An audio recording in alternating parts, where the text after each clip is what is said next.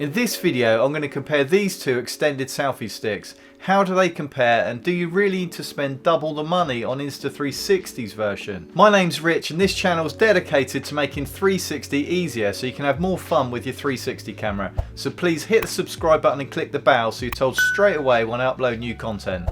One of these selfie sticks is made by Telesin and one is made by Insta360. But looking at them from this angle, you would hardly know the difference and you wouldn't be able to identify really which one is which. There are some minor differences when closed which would enable you to tell the difference between the two. The name on the bottom is obviously a clear giveaway, but aside from that, the Telesin has a bright blue metallic base and the Insta360's is black. The Insta360 stick measures 56 centimeters when closed and the Telesin measures 54 centimeters when closed. Even the packaging looks identical and they both come with an identical sleeve that can be used when the sticks are not in use. The carbon fibre has a slightly different pattern, but they both offer the same amount of grip and the weight is only slightly different, with the Insta360 stick weighing 211 grams and the Telesin weighing 193 grams. At the bottom of the stick they both have a 1/4 inch thread for attaching a tripod or similar mount. With both of these sticks I wouldn't trust using the mount at the bottom unless you're going to use it when the selfie stick is completely closed, because if you use it when it's open and you've got it on a small tripod or some other mount, there's way too much leverage and the mount will end up ripping away from the selfie stick. If you really want to use the selfie stick with a mount at full length, then I'd suggest getting something like a Manfrotto super clamp that clamps around the entire stick so you're not reliant on that thread at the bottom. Both sticks come with a foam bung at the top that holds the sticks in place when they're closed.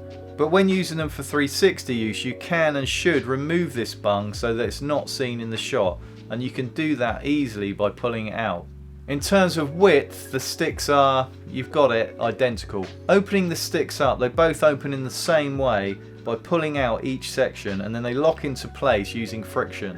When opening and closing both of these sticks, they are really noisy, so this is something to consider if you're going to record audio on a separate camera at the same time as using these selfie sticks. The disadvantage with both of these sticks is that you can only use them in two positions, so you can use them completely closed or completely open. There's nothing in between.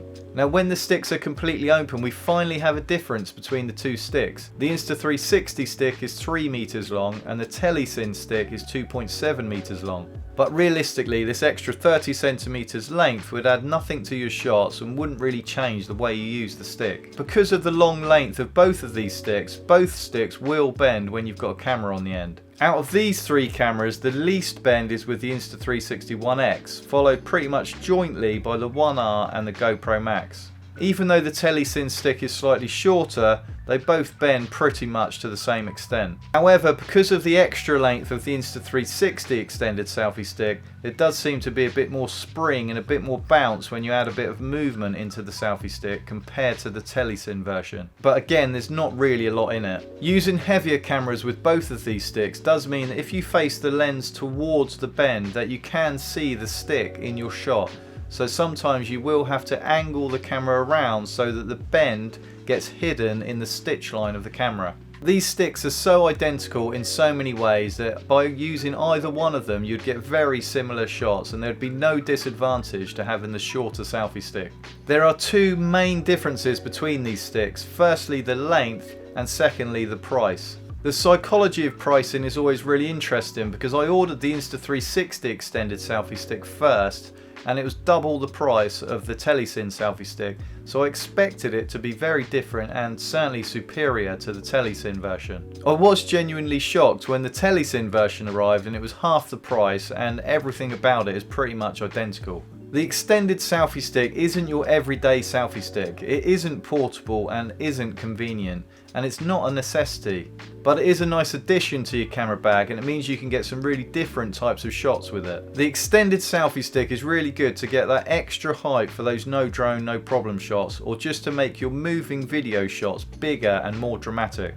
It's also good for longer reach to get closer to something to add a different perspective to your photos and your videos. And also enables you to move through things that you wouldn't be able to do with a shorter selfie stick. Let me know in the comments if you have an extended selfie stick, which one do you have and what's your favourite shot. Please remember to subscribe for more review videos like this. Thanks for watching and I'll see you on the next video.